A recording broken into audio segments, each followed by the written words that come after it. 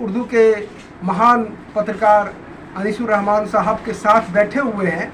और मेरे पीछे जो आप बैकग्राउंड देख रहे हैं, इनका ये निजी कुतुब खाना है, जिसको पुस्तकालय, निजी पुस्तकालय, क्योंकि अनीसुर रहमान साहब के विषय में कुछ मिनटों या कुछ घंटों में इनके विशेषताओं और इनके चरित्र का वर्णन करना मुनासिब नहीं होगा, न्याय संगत नहीं होगा, क्योंकि इनका पत्रकारिता का क्षेत्र इतना लंबा रहा है, इतना व्यापक रहा है।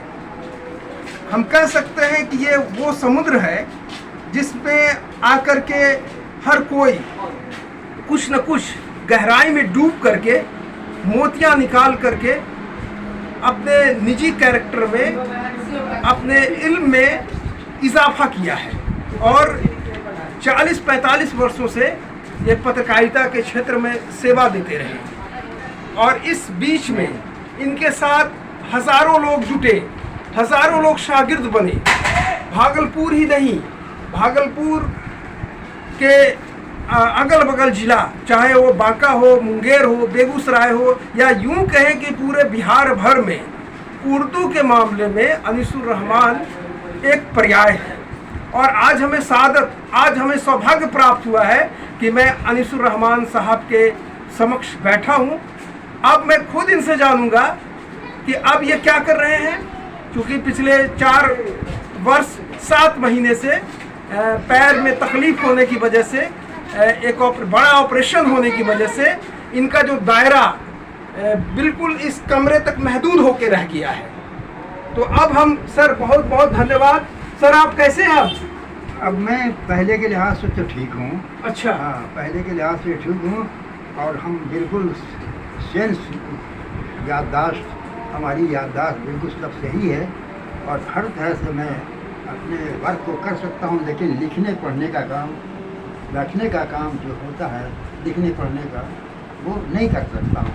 लेकिन हाँ, ये बात है कि कुर्सी पर बैठ करके टेबल पर सामने रहे तो उसे मैं कुछ कर सकता हूँ। लेकिन जी ठीक है। नहीं, जैसा कि इन्होंने बताया कि मानसिक रूप से, मेंटली ये बिल्कुल बोल्ड है, साउंड है। अपने पास आने वाले लोगों को पहचानते हैं, उनसे बातचीत करते हैं, लेकिन जो लिखने का सिलसिला है, जो कलम और कागज़ का सिलसिला, कहीं ना कहीं इनका थम सा गया है। तो सर आपको बड़ी कोफ्त होती होगी, बहुत परेशानी है, घुटन सी महसूस होती होगी। जिसने एक लंबा 40 साल 45 साल तक उर्दू सहाफत के क्षेत्र में लिखा हो, अब वो लिखना पढ़ना उसका बंद हो गया, तो कैसा आप महसूस कर रहे हैं इन दिनों? बस ये है कि मेरी याददाश्त ठीक है। अभी भी किसी भी टॉपिक पर मैं 2 घंटा तकरीर कर सकता हूँ, आधा घंटा बात कर सकता हूँ, डिस्कशन में हिस्सा ले सकता हूँ, ये सब अपनी जगह पर है। लेकिन ये है कि जो ऑफिस वर्क होता है, ऑफिस की ज़रूरी चीज़ है, वो अभी अंजाम नहीं दे पा रहा हूँ। मैं देख रहा हूँ कि आपके जो कमरे में काफ़ी किताबों का एक संग्रह है, जो मुझे लगता है कि निजी पुस्तकालय। तो इसमें कौन कौन सी पुस्तकें हैं? ये किताबें हमारी जो हैं, पढ़ने के वक्त से हमारी एक हॉबी थी जी। जो किताब हमें पसंद आ गई उसे मैंने ख़रीद भी लिया, अपने पास रखा भी है। और फिर जहाँ जहाँ मैं गया वहाँ हमें गिफ्ट में कुछ किताबें मिली, वो भी है। इसलिए हमारे पास अंग्रेज़ी में, उर्दू में, अरबी में सारी किताबें इधर हैं ना।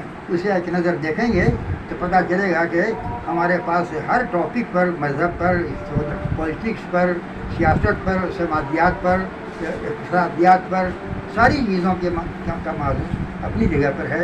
और उस पर मैं लिख भी सकता हूँ, बोल भी सकता हूँ और स्पीच भी दे सकता हूँ। लाजपत पार्क सर्विस कंपाउंड हो, चाहे हिंदुस्तान का कोई भी गोशा हो।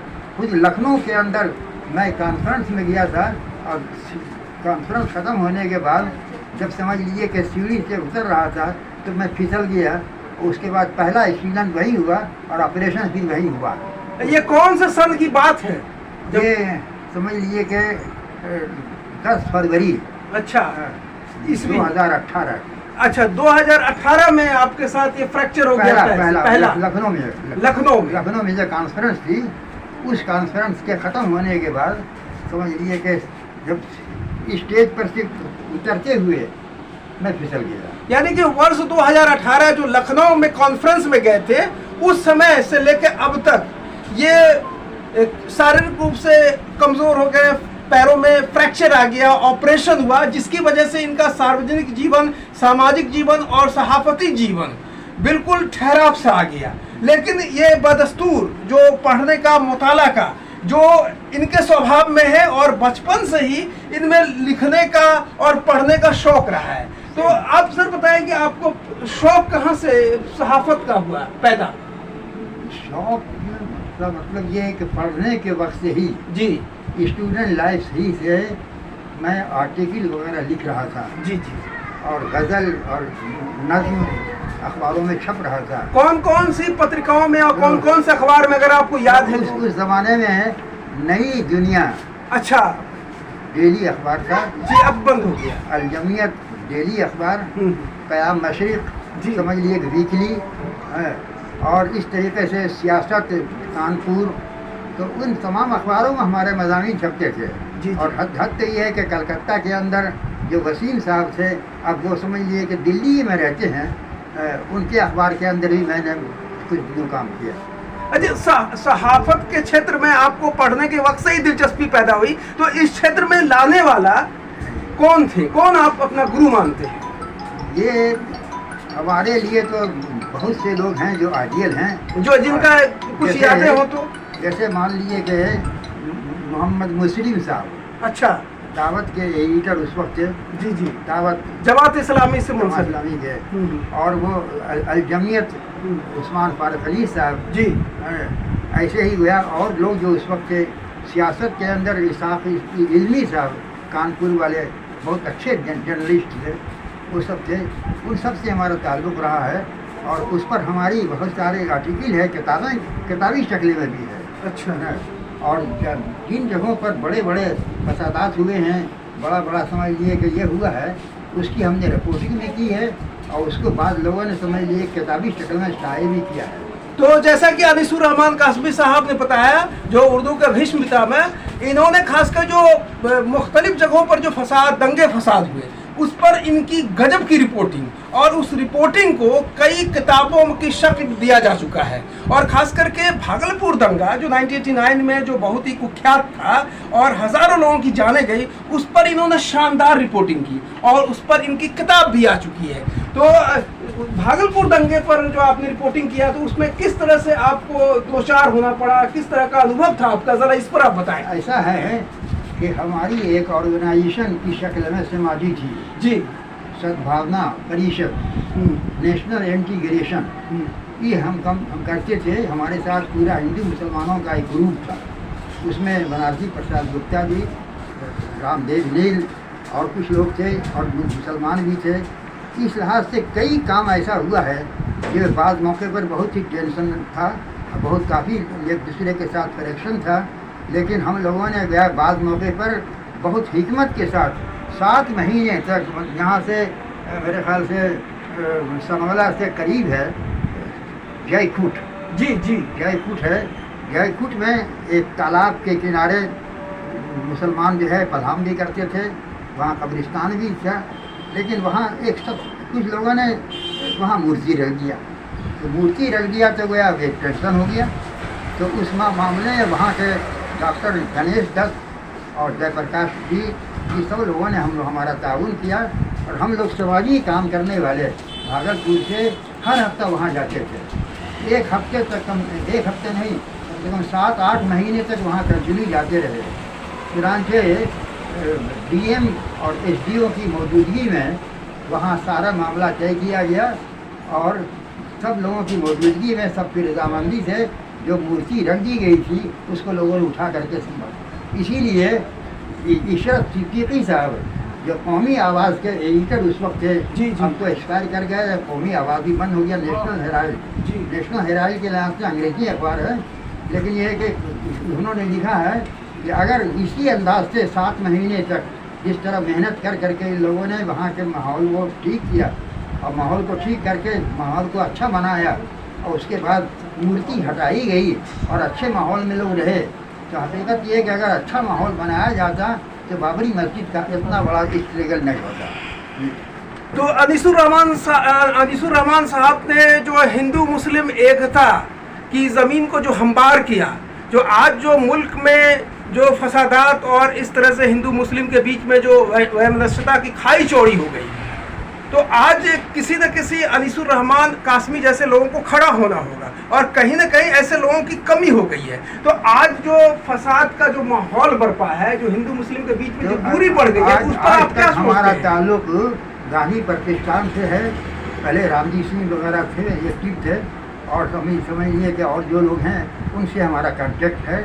और समाजी तौर पर हमें भारत पूरा भागलपुर पूरी कमिश्नरी में इस हैसियत से लोग जाते हैं कि हम लोग नेशनल इंटीग्रेशन के कायल हैं और लोगों को अंदर इत्तेहाद की फिजाई बनाते हैं, कम्युनिटी को भी ठीक रखते हैं और कम्युनल फीलिंग नहीं पैदा होने देते। फीलिंग को हटाना और लोगों के अंदर भाईचारगी पैदा करना, ये हमारा मिशन रहा है। और इसी की बुनियाद पर हमारी तहरीर होती थी, एडिटोरियल हो, आर्टिकल हो, जो भी हो, उसी अंदाज से अपने को सेट करते थे।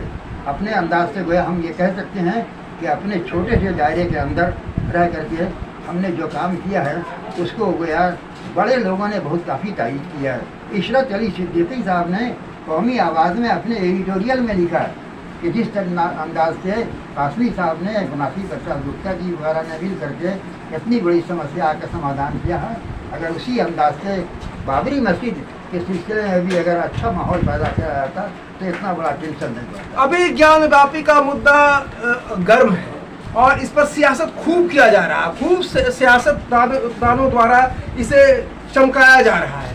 तो ऐसे माहौल में आप क्या कहेंगे और क्या सोचते हैं? बस यही है कि हमको समाज को ठीक रखने के लिए समाज में उससे मिल करके समाज की मसाइल को देखना है और एक दूसरे से मशवरे के बाद इन तमाम बातों को करना है, तो सब मामला ठीक हो जाएगा। तो आपका स्पष्ट मानना है कि लोगों को बैठ करके इस चीज़ को समाधान की ओर देखना चाहिए।